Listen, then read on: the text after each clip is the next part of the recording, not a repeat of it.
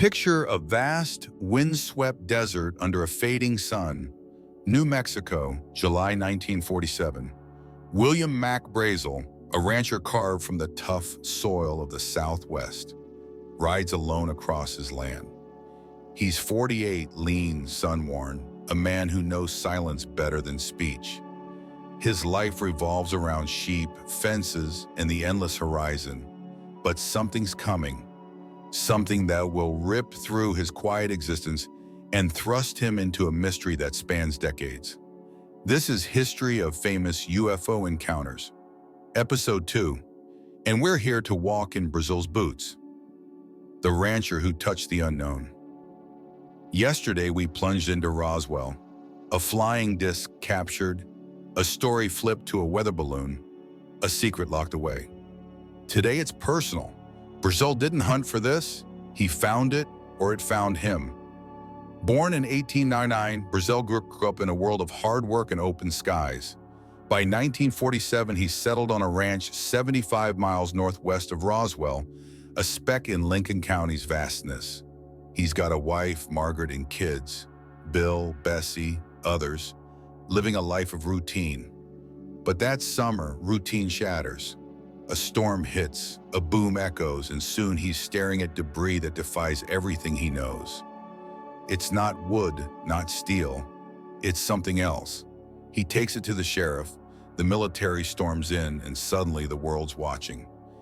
Headlines scream flying saucer, then silence. The military says balloon, but Brazel's tale doesn't fit. He's questioned, pressured, changed. Friends see it. His easy grin fades. His words dry up. Was he the first to hold alien proof? Did he stumble into a government trap? Or is the truth stranger still? This isn't just Roswell's start. It's Brazel's story, a man caught in a cosmic crossfire. Over the next 2.5 hours, we'll trace his every move, from that stormy night to the shadow he became. What did he find? Why did it haunt him? Did the military crush his voice to hide a visitor from the stars, or something closer to home? This is no quick tale. It's a deep dive into a life altered forever. Let's ride into the unknown together, because what Brazel touched might still be out there waiting. Let's lock in the essentials, the 20% of William Brazel's story that gives you 80% of the picture. It's July 1947, and the Cold War casts a long shadow over America. Fear of Soviet spies and nuclear tests keeps the military on edge. Out in Lincoln County, New Mexico, Brazel lives far from that world. He's a rancher, 48, tending sheep on a remote spread 75 miles northwest of Roswell, a place where the nearest neighbors are right away. His life's simple: herd the flock, mend the fences, watch the sky shift from dawn to dusk. But sometime in late June or early July, that simplicity cracks. A storm sweeps through, wild, loud, unremarkable at first. Amid the thunder, a noise stands out, a sharp, jarring boom, too fierce for nature, too abrupt for a plane. Brazel hears it, notes it, moves on. Storms play tricks out here. On July 2nd, he rides out to check his land. Storms mean broken fences, lost sheep. He's ready for that. But what he finds isn't routine. A field sprawls before him, littered with debris, hundreds of pieces, maybe thousands, stretching nearly a mile. It's not junk from a shed or a downed kite. It's strange. Some pieces shine like metal, but weigh nothing, light as foil, yet tough as iron. Others bear markings, purple, angular, like a code he can't crack. He kneels, picks one up, smooth, cool, unyielding. This isn't from his world. For days, he puzzles over it. On July 5th, he's in Corona, a nearby town, mentioning it to family, his son Bill, daughter Bessie. Something odd, he says, showing a piece. They feel its weight, or lack of it, and wonder. By July 7th, he's had enough wondering. He loads his truck with scraps and drives to Roswell, walking into Sheriff George Wilcox's office. Wilcox listens, examines, calls the Roswell Army Airfield. Major Jesse Marcel, intelligence officer, arrives with a team to see for himself. On July 8th, the base's spokesman, Lieutenant Walter Haut, drops a bomb. "We've recovered a flying Zisk." Brazel's find lights the fuse. Newspapers blaze, radio crackles. Roswell's a name on every tongue. But the fire's snuffed fast. On July 9th, General Roger Ramey from Fort Worth holds a press conference. It's a weather balloon, he says, part of Project Mogul, a secret program to eavesdrop on Soviet nukes. He shows foil and rubber, flimsy, ordinary. It doesn't match Brazel's words. Then the military turns to Brazel. They question him. Hours, maybe days, depending who you ask. He talks to the Roswell Daily Record on July 8th, says the debris isn't earthly, not a balloon he knows. But by July 9th, he's different. "It's not worth the fuss," he tells reporters, voice clipped. Friends see him tense, withdrawn. He's done talking. Two theories take root. He found alien wreckage, a piece of a craft from beyond, or he tripped over a military secret. Mogul or worse, they'd silence to protect. That's the core. Brazel discovers, reports, gets shut down. The debris was real, light, tough, marked. The military took it, spun a tail, and left him a shell. But this is just the start. What did he see? Why did it break him? Let's unravel it all. Let's rewind to that pivotal night, late June or early July 1947. New Mexico's desert lies quiet under a sprawling sky, but a storm's brewing. Clouds pile high, dark and heavy, rolling in from the west. Lightning splits the darkness. Thunder growls and rain begins to fall, first in spatters, then in sheets. Wind gusts whip across the plains, bending sagebrush and rattling the tin roof of Brazel's ranch house. He's out there, a lone figure in a slicker, checking his sheep as the storm rages. He's seen worse. This is just another night in a land that tests its people. But then it happens. A sound cuts through the chaos, a boom, loud and sharp, echoing over the thunder. It's not a rolling rumble or a lightning crack. It's sudden, metallic, like something tearing apart in the sky. Brazel tilts his head, squinting into the rain, but the night hides its source. He shrugs, maybe a trick of the wind, and turns back to his flock. Weather logs from 1947 paint the scene. A storm hit Lincoln County, winds at 40 miles per hour, lightning frequent but not unusual. No reports of plane crashes or explosions, just a typical summer squall. Yet that boom sticks with him. Some say it could have been a sonic boom, an aircraft breaking the sound barrier. But in 47, no known planes flew low over such a remote spot. Ufologists argue it was a craft, alien or experimental, crashing or misfiring. Skeptics call it thunder amplified by the desert's acoustics. Brazel doesn't speculate. He's practical, not a dreamer. He finishes his work, beds down, and lets it fade. July 2nd dawns clear. The storm's gone, leaving the air sharp and the ground damp. Brazel saddles up, likely his bay mare a steady companion, and rides out. Storms mean trouble. Fences snap, sheep scatter. He's ready for that. But as he tops a rise, he reins in hard. Before him stretches a field of debris, nearly a mile long, maybe a quarter-mile wide. It's a chaotic shimmer, hundreds of pieces, some small as coins, others long and jagged. They glint in the sun, metal-like but wrong, too light, too strange. He dismounts, boots sinking into the earth, and picks one up. It's smooth, cool, weighs almost nothing, yet it won't bend. He tries another, same thing. Some have markings, purple, sharp, like writing or scratches. He scans the spread. It's not piled like a wreck, more like it was laid out, deliberate. His neighbor, Floyd Proctor, joins him that day, drawn by curiosity or a shared chore. Proctor later said it looked placed, not crashed, too neat for a smash. Brazel gathers a handful, smooth ones, marked ones, a mix, and rides back. That night, he sits by the lamp, showing his wife Margaret. She frowns. "What's this, Mac?" He doesn't know. His kids, Bill and Bessie, crowd in. Bill, in his 20s, feels the lightness. Bessie, younger, traces the marks.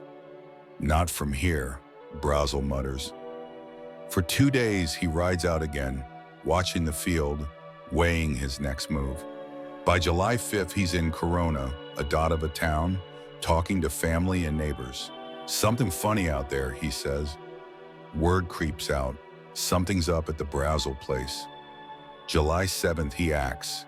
He loads his truck, an old Ford, battered but trusty, with debris, and drives 75 miles to Roswell. He walks into Sheriff Wilcox's office, drops the pieces on the desk. Wilcox, a no-nonsense lawman, turns him over. Light, tough, odd. He calls the Army airfield. Major Jesse Marcel rolls in with Captain Sheridan Cavett in a team. They head to the ranch, cordon it off. July 8th, the news breaks. Flying disc recovered. Roswell buzzes. Locals trade rumors, kids gawk at the base, old-timers spin tales of lights in the sky. Then July 9th, Ramey kills it. Weather balloon. But Brazel's story doesn't match. What fell that night? Why so orderly? Was it dropped or did it land? Brazel's tale hinges on what he saw and who saw it with him. The debris is the heart of it, pieces he called unearthly, defying every material he knew. He told the Roswell Daily Record on July 8th they were light as foil but tough. You couldn't hammer a dent in them. Some were thin, others thicker, some smooth, some rough.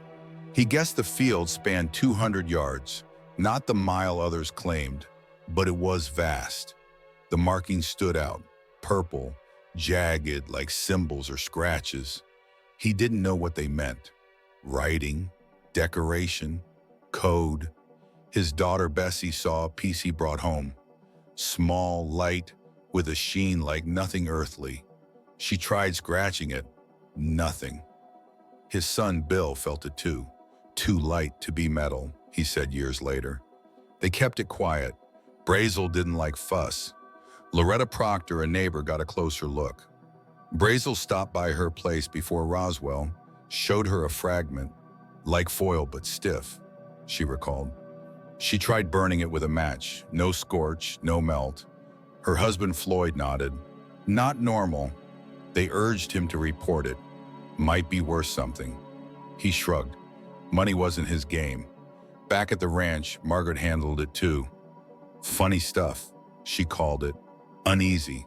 These weren't scientists or dreamers, just ranch folk stumped by something beyond their world. The debris wasn't wood, glass, or steel. It was other. Some say it matched later UFO reports. Memory metal, unburnable, alien. Others argue it was mogul tech, balloons with odd coatings. But why the symbols? July 8th, Brazel talks. The Roswell Daily Record interviews him at the base, military men hovering. He's open at first. Not a kite, not a balloon I know. He describes finding it after the storm, hauling it to Wilcox. The reporter, Jason Kellahan, notes his calm. Just a rancher with a story. But the tone shifts. By July 9th, after Ramey's balloon claim, Brazel's back, escorted by soldiers. It's nothing, he says now, not worth the trouble. His eyes dart, his jaws tight. Kellahan sees it. Friends like Walt Whitmore, a radio man, say he was off. Not the Mac they knew. Sheriff Wilcox backs it up. He handed it to the military, but felt something wasn't right. His wife, Inez, heard him mutter about pressure from the base. The debris vanishes, crated up, shipped out. Marcel said it was unearthly, sprang back like magic. Kavit, quieter, stuck to mogul. But Brazel's words linger, not earthly. Did he hold alien tech, maybe from a craft that buzzed Wright-Patterson or Area 51 later? Or was it a military toy? Radar reflectors, test gear, dressed up to confuse. The Proctors tried cutting it. Nothing. Bessie dropped it. No dent. Bill squeezed it. Like air. It's physical, tangible, yet impossible. Was this a piece of a cosmic puzzle or a lie Brazel couldn't unsee? The witnesses agree it was real and it wasn't theirs. After July 9th, Brazel's world darkens. The military doesn't let go. They haul him to the base. Some say hours. Marion Strickland, a neighbor, swears it was days. They kept him locked up. She saw him after. He said they told him to shut it or else. Soldiers flanked him during that second interview, July 9th, when he downplayed it. Not worth it, he said, but his voice cracked. Friends like Whitmore saw the shift. Mac wasn't Mac. He'd been easygoing, quick with a dry joke. Now he's tense, eyes down, dodging talk of the ranch. Rumors swirl, they paid him off. A few $100, big for a rancher, and he buys a new truck soon after. Hush money or just coincidence, he never said. Marion's tale chills. He told me they'd make trouble if he spoke. Trouble how? Family, land, life? His kids noticed. Bill said he swore an oath to the Army, hinting at something big. Bessie saw him burn a scrap he'd kept, didn't want it around. The military's grip was tight. Soldiers patrolled his ranch post-cleanup. Locals saw trucks roll out under tarps. Where'd it go? Wright-Patterson? Area 51? No one knows. By 1950, Brazel's gone, moves to Tularosa, works odd jobs, fades out. He dies in 1963, silent to the end. His family clams up. Bill and Bessie dodge questions, say it's past. What broke him? Theories pile up. One, he saw more. Bodies gray and small, like the nurse's tale from Glenn Dennis. Maybe at the base, maybe that night. Two, Mogul was real but sensitive. Nuclear secrets were threats. Three, a crash prototype. Nuke-powered, experimental, too embarrassing to leak. Four, aliens landed, and Brazel's silence kept humanity in the dark. His truck, his move, bribes or fear. Locals whisper he saw things, lights, shapes, before the storm. Did he? Or did the Army craft a cage of fear around a simple man? His legacy's a question. Was he silenced for truth or crushed by a lie? William Mac Brazel's journey is Roswell's beating heart. He rode out after a storm, found debris that mocked reality, light, tough, alien, and handed it to a world that couldn't handle it. Sheriff took it, military grabbed it, headlines flared, then died. That's the thread. A rancher's discovery, a spark snuffed out. But the weave's richer. Booms in the night, unearthly fragments. A man pressed into silence. He wasn't a hero chasing glory or a fool chasing tales. He was a witness, caught in a storm bigger than him. The debris was real. Family, friends, even foes agree. The pressure was real. Threats, cash, a life dimmed. What did he see? What did he know? Was it a craft from the void, a military blunder, or a truth too vast? Roswell owes him. It's his find that birthed UFO lore, from sci-fi flicks to late-night debates. A town thrives on it now, motels, museums, myths. But Brazel paid the price, his peace, his voice, maybe more. Tomorrow, episode 3 shifts to Major Jesse Marcel, the officer who held that debris, who spoke when Brazel couldn't. Did he see the same unknown? Did he crack the silence? This is just one thread. Join us daily to unravel the rest. If Brazel's tale hooked you, like it, subscribe, share your take. Was he the key to aliens, a victim of power, or both? Did he take the truth to his grave or leave it buried in that desert?